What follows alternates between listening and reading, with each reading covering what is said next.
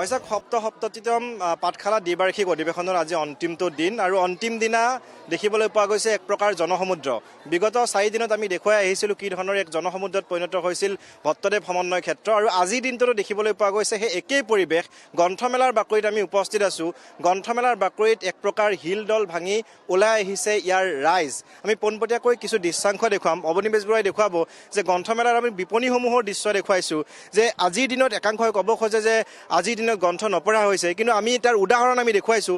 এইসমূহ উদাহৰণ দেখাৰ পিছত হয়তো ইয়াৰ পিছত আৰু কোনেও ক'ব নোৱাৰিব যে গ্ৰন্থ মানুহে নপঢ়ে। চাওক কি ধৰণে হিলদল ভাঙি ওলাই আহিছে, নিজৰ ৰুচি অনুসৰি নিজৰ পচন্দৰ কিতাপসমূহ তেওঁলোকে বিচাৰিছে।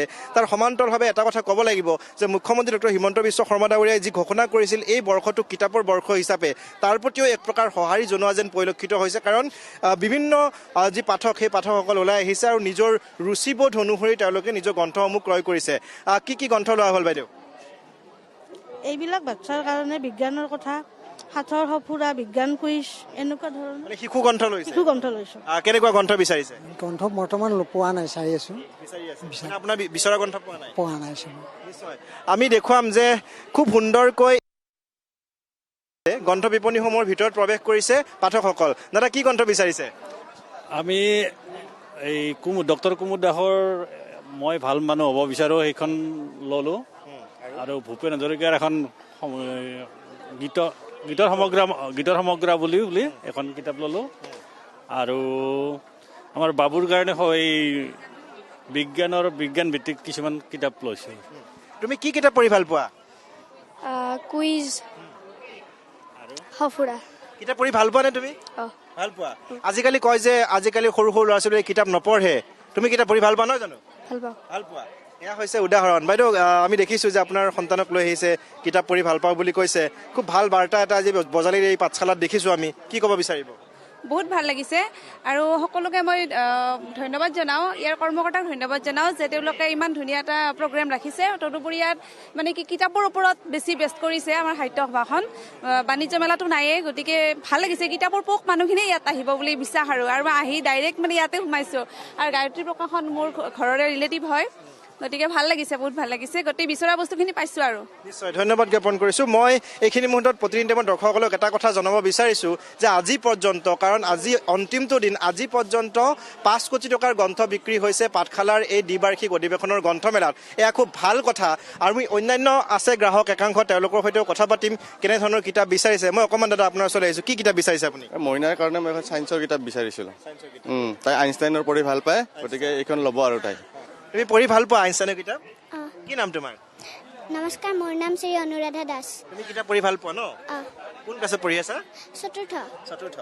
আৰু এই ধৰণে শিশুৰ পৰা বৃদ্ধলৈকে আমি কৈছোঁৱে বিভিন্ন লোক ওলাই আহিছে। বাইদেউ আমি দেখিছোঁ আপোনাৰ ছোৱালীয়ে কিতাপ নিজেই ক্ৰয় কৰিবলৈ আপোনালোকক লৈ আহিছে। খুব ভাল খবৰ। কি ক'ব বিচাৰিব আজিৰ দিনটো?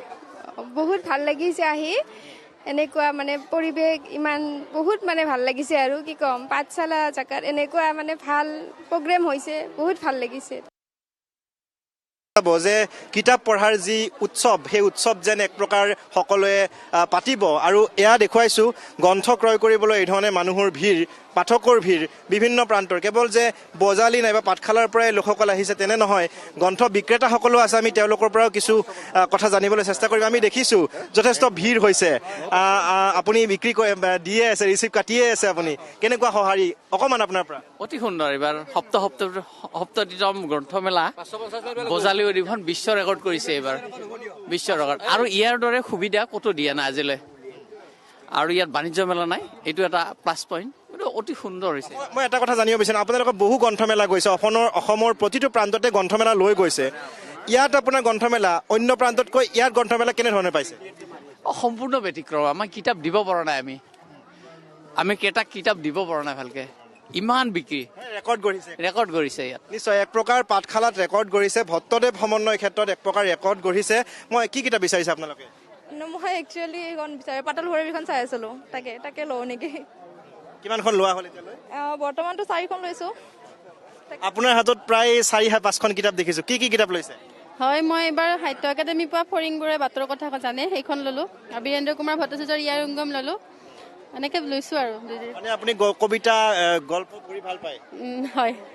নিশ্চয় এই ধৰণে দেখিবলৈ পোৱা গৈছে যে ৰুচি অনুসৰি বিভিন্ন কিতাপ ক্ৰয় কৰিবলৈ বিভিন্ন লোক ওলাই আহিছে। আমি যিমানে আগলৈ চাম সিমানে দেখিবলৈ পাম যে যথেষ্ট ভিৰ প্ৰতিখন বিপণীতে, কেৱল যে এখন বিপণীতে ভিৰ হৈছে তেনেকুৱা নহয়।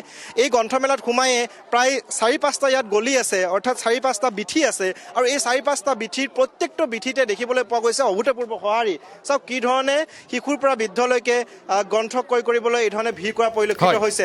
আমি আৰম্ভণিৰ দিনটোৰ পৰা একেই পৰিৱেশ দেখিছিলোঁ, কিন্তু আজি ৰূপম, এই মুহূৰ্তত আপোনাক ধন্যবাদ জনাইছোঁ।